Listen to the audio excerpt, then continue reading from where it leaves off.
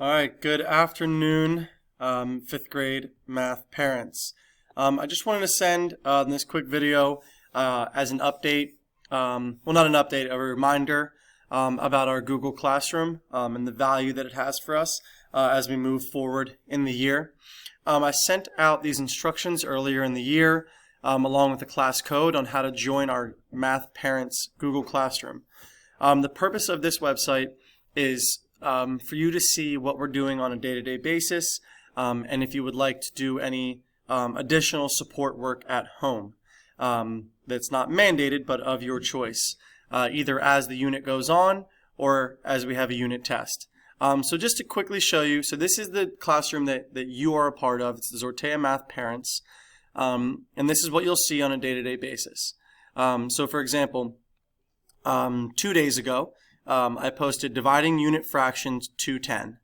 So for everything I post, there's going to be a date and a title of what we're working on. This one happens to be practice for dividing fractions, and it's going to give us a link that's going to allow us to practice dividing fractions. There's 100 unique problems on here. So this is the exact type of thing that we're doing in class and you're going to see on a test. So if we go back, I'm going to get into this particular thing in a minute. If we scroll down a little bit, we have multiplying mixed numbers. It's another thing we worked on. This one is a worksheet that we did some of these problems in class, but this can be opened and printed out at home for any extra practice. If we keep on going down, there's fraction word problems, January 31st, subtracting fractions, some more subtracting fractions.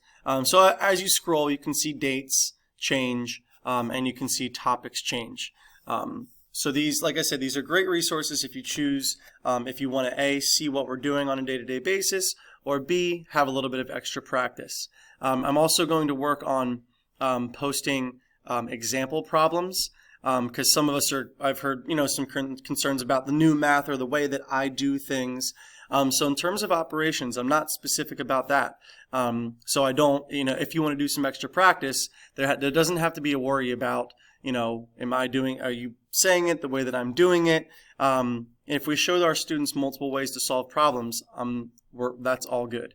But I'll also be posting the way that we've been doing it in class. So this was just an update.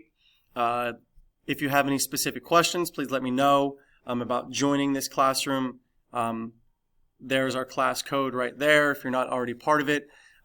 Like always, if you have any questions, please send me an email, please ask, and I'd be more than happy to have a conversation. Have a great day.